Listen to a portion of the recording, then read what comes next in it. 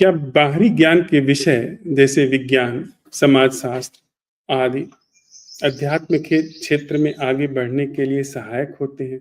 और अगर होते हैं, तो किस हद तक?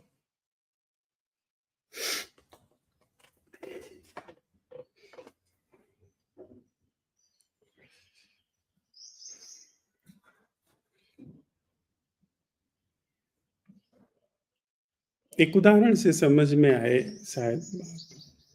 प्रथम श्रेणी के वैज्ञानिकों के विषय में एडिसन, आइंस्टीन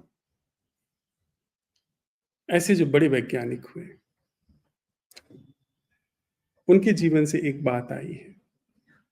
एडिसन जो सैकड़ों चीज़ें छोटी-मोटी आप देखते हैं ना घरों में जो हम इस्तेमाल करते हैं, उसने सैकड़ों चीज़ें बनाई हैं। वो एक प्रदर्शनी में गया हुआ है, जहाँ पर उसकी बनाई चीज़ों की प्रदर्शनी लगी हुई है।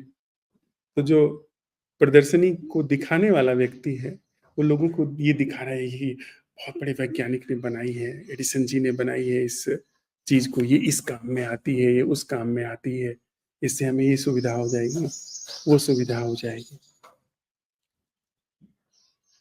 एडिसन भी वहाँ खड़ा है। वो पूछता है कि ये क्या है?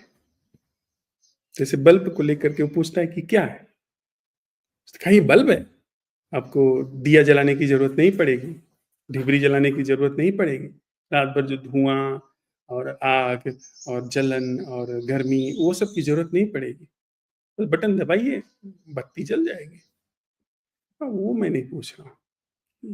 ये क्या है? उसने फिर बताया कि अरे भाई ये बल्ब है, ये बत्ती उससे जलती है, इलेक्ट्रिक से। वो मैं नहीं पूछ रहा हूँ। ये क्या है? आप बड़े बेवकूफ़ आदमी हो भाई तुम। बार-बार बता रहा हूँ कि ये बल्ब है, ये बल्ब है। नहीं, वो तो आप बता रहे हो कि कैसे काम करता है यह, पर ये क्या है? उसने कहा भगाओ यार, ये कौन आदमी है समय खराब कर रहा है। तभी उन लोगों के बीच में से भीड़ में से एक व्यक्ति ने एडिसन को पहचान लिया। अब वो वैज्ञानिक था, बहुत कम बाहर निकलता था, दिन रात उसी में डूबा रहता था प्रयोगों में। उसने कहा माफ करिए अगर मैं गलत नहीं हूं तो are you Thomas Alva Edison? ऐसा ही है। अब तो उसके घड़ों पर, उसके सर पर घड़ों पानी पड़ गया। जो प्रदर्शनी दिखाने वाला है, अरे आप, हाँ, आप खुद, और आप ही कह रहे हैं कि ये क्या है, आप ही ने बनाया है। मैं कह रहा हूं ना कि ये कैसे काम करता है ये तो मैं जानता हूं, पर यह क्या है मुझे रत्ती भर इसकी खबर नहीं कि यह क्या है। यह है फर्स्ट क्लास माइंड, जो ये जानता है कि ये कैसे काम करता है, पर यह क्या है इसकी कोई खबर नहीं। तो अगर आप उन चीज़ों में जिसको विज्ञान, भूगोल जो सूचनाओं का एक संग्रह है, और सूचनाओं में क्रम से पीछे देखना, उस आँकड़ों के आधार पर आगे के आँकड़ों को विकसित करना, खोजना, संभावनाओं को तलाशना, उस क्रम में है। और अगर आप ठीक से उसमें खोजबीन करते हैं, तो आप यह जान जाएँगे कि ज्ञात जो है, वो जीवन नहीं है। जीवन वह है जो अज्ञेय है, जो जाना ही नहीं जा सकता है। तो निश्चित ही अगर बहुत अच्छा व्यक्ति, अगर वही व्यक्ति यहाँ होता, अल्वा एडिसन, उसने शायद उपनिषद पढ़े होते, बुद्ध को सुना होता, तो ऋषि होता यहाँ पर। क्योंकि एग्ज़ैक्टली वही बात बुद्ध और उपनिषद कर रहे हैं कि जो सत्य है, वह ज्ञानातीत है, ज्ञान से ऊपर है।